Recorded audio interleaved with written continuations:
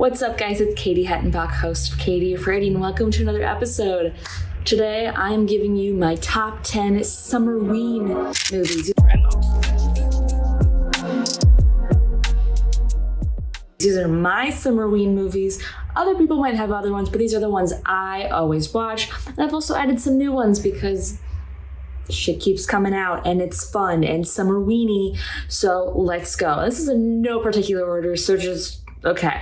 Number 1, we have Hell of a Summer. If you've never seen Hell of a Summer, go read a book. The counselors of a summer camp are terrorized by a mass killer. Stranger Things, Finn, Billy Burke, they wrote that movie. Amazing, fun, silly, goofy, haha time. A fun slasher that you can watch with your friends. What more could you want? The movie just oozes summer and I love it. I love it so much. The next movie on the list is The Final Girls. A young woman grieving the loss of her mother, a famous screen queen from the 1980s, finds herself pulled into the world of her mother's most famous movie. Reunited, the woman must fight off the film's maniacal killer. This movie literally feels like if you were to time travel back into Friday the 13th movie, but with modern things, and it's great. So go watch it if you haven't, because it's awesome, and the vibes are just, and it's also funny, and Alexander Ludwig's in it. Need I say more? It's genuinely I genuinely find this movie so fucking funny. So go watch it. The next movie on the list is Fear Street 1978. Why that one? Well, because it's a summer camp movie. You could just argue that any summer camp horror movie is a Summerween movie, but I don't like all the summer camp movies, so. But this one might be the best summer camp slasher to exist. And if I'm wrong, tell me in the comments, because I don't think I'm wrong. Okay, if you haven't seen the series, go freaking see it. Watch it in order, but if you've seen it, only watch this one because it's my favorite. Shady Side, 1978. School's out for the summer, and the activities at Camp Nightwing are about to begin. But when another Shady Sider is possessed with the urge to kill, the fun is in the sun becomes a gruesome fight for survival. The acting's fun. It's funny. It has some spooky, creepy moments. And God, is it brutal. Butchering a kid? Goddamn. It's great. I know everyone's gonna be shocked by this one, but I know what you did last summer. No, seriously, I know that you killed somebody with your car with all your friends. You hit someone on the side of the road, but 4 friends bound by a tragic accident are reunited when they find themselves being stalked by a hook-wielding maniac in their small seaside town. She sells seashells by the seashore, and you know what else she does? Absolutely fucking slay. This movie is so give me more, you know? The acting is great, the costumes are great, everything is just fun. It's fun, it's creepy, it's stressful, and that's what we like about a horror movie. Yeah, it screams summer. Everyone's kind of sweaty. It rocks.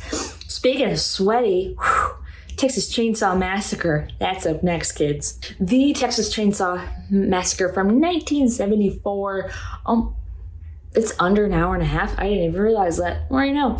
Also, this is a B horror movie. Crazy. I feel like everyone knows this movie, but that's crazy. 5 friends head out on a rural Texas visit to see the grave of a grandfather.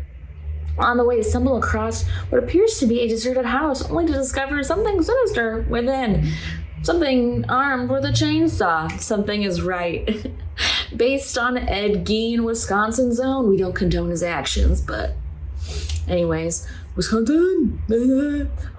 This movie is hot, sweaty. You can smell it. It's terrifying. It's so eerie, but it's so freaking good. Summer movie. It makes you want to wear red shorts and a backless shirt The next Summerween movie isn't really exactly summer, but for me, it's giving me summer vibes. So it's The Cabin in the Woods from 2011. 2011 produced some good-ass fucking horror movies. So bravo to 2011, bravo. A group of kids go to a remote cabin in the woods. Ooh, using the title in the log line, where their fate is unknowingly controlled by technicians as part of a worldwide conspiracy where all horror movie cliches are revealed to be part of an elaborate sacrifice ritual. This movie is brilliant. It is the blueprint of movies, of horror movies. It is the movie that also turned me into a horror fan, because I was terrified of this movie when I first watched it. And my brother walked in and he said, "Why are you scared?" And I went, "Because it's a horror movie." He goes, "No, this is a comedy." And then I was like, oh, this is funny. And now I just think horror is funny. Even when it's scary, it's funny as fuck. So that's me. But this movie genuinely is so fucking good. The acting is good. It really just surprises you. The first time you watch it, you are not sure what's going to happen, and you're really on the ride with the characters, and it is just a fucking ride and a hoot and a half. And you're like, man, oh man, I know everybody dies in the end, but if there was a sequel to any movie, goddamn would I want a sequel to this movie, because it is so freaking good. But also, don't touch it, leave it alone, you know? Leave it be, leave it be. Speaking of movies that definitely did not need a sequel, but got them anyways, because money. Jaws. Heard of it? Yeah. A massive killer shark has unleashed chaos on a beach community off of Long Island. Whew. Guys, I recently rewatched this movie because we're doing another pod. Hey, stay tuned. I don't remember this movie being as gory as it was and being as brutal. I was like, oh, sure, Jaws isn't that scary. Jaws is scary, guys. Not like scary, like, I'm gonna stay up all night and be afraid of sharks. No, it's like, for the time, what was it, 1975? Yeah, I'd be fucking scared to go in the water. Like, that checks out. That makes sense. Yeah. But also, sharks are sweethearts. Be nice to them, or else. This is a fist for those audio people. I'm gonna punch you. I'm not gonna punch you. I will. The next movie.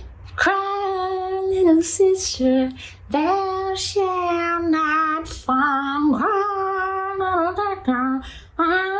The Lost Boys. What? Vampires? The fair, hot men? Sign me up.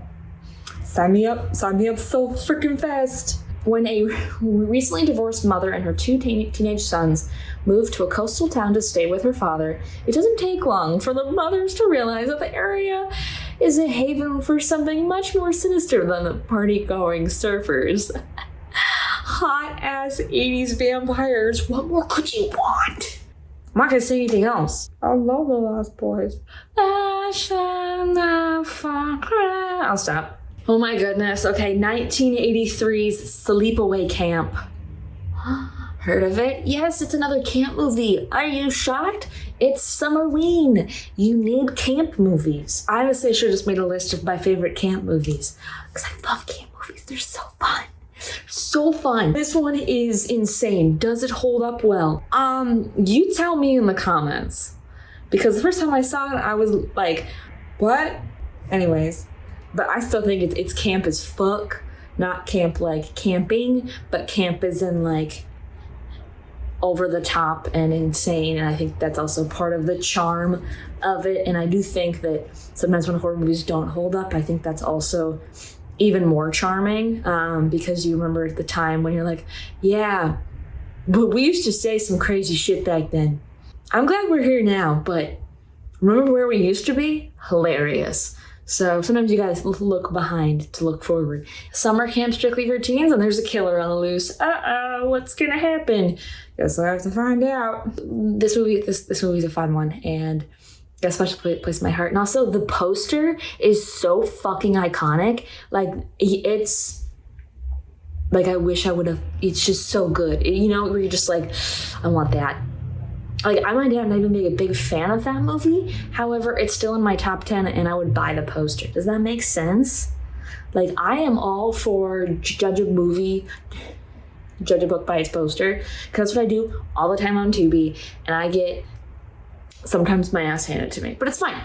It's fine. I'm giving people views. You're welcome. And last but certainly not least, I would say honestly this is the #1 Summerween movie.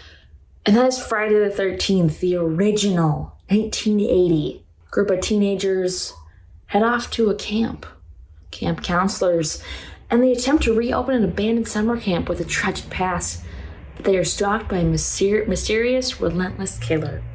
This movie, it just oozes summer. Again, you gotta put your red shorts on, you gotta put your white shirt on. I love a summer camp. Maybe it's because I never got to go to summer camp. Maybe that's why I like summer camp movies so much. I'm like, I wanna feel something. But goddamn, this movie just oozes summer. It's violent, it's fun, the practical effects are just so good and campy and awesome, and it's the perfect movie for Summerween. And that, guys, is my top 10 Summerween movies. Thank you guys so much for tuning in. What are your favorite Summerween movies? Put them in the comments below. I want to hear them because I can always use more. Do you agree with this list? Let me know. And make sure to like, subscribe, all that jazz. Katie Afraidy on all social media platforms. Also, thank you to our sponsor, Filmcraft Studio here. You can find them at filmcraftla.com or filmcraftla on Instagram. And obviously, Fangoria. We love Fango. Want a copy of Fangoria? Use code Katie Afraidy25 for 25% off. And happy Summerween, guys. Stay safe and stay spooky. Woo!